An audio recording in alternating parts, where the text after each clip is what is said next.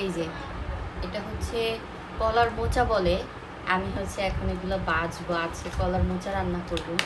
এগুলো বাছার সিস্টেম কিন্তু খুবই সহজ।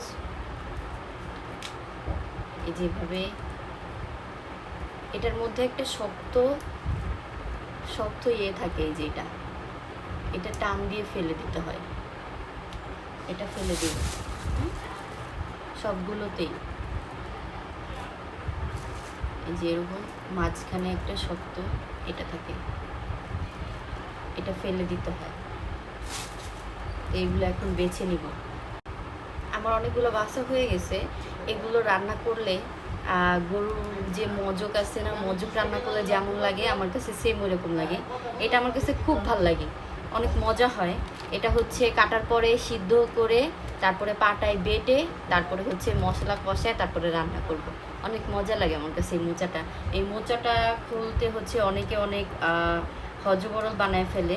এটা কিন্তু বাছা খুবই সহজ। এইভাবে হচ্ছে একটা একটা করে খুলে নিলেই হয় এখান থেকে, একদম ইজি। হ্যাঁ, ধরলেই হচ্ছে এটা উঠে যায়। এটা শক্ত, এটা এটা কিন্তু একদম শক্ত, এটা কিচ্ছুই হবে না। তো আর কি ভিতরে নরম যেইটা ওইটা নেব। হ্যাঁ, শক্তটা আমরা ফেলে দিব।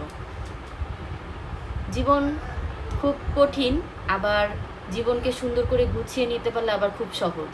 আলহামদুলিল্লাহ।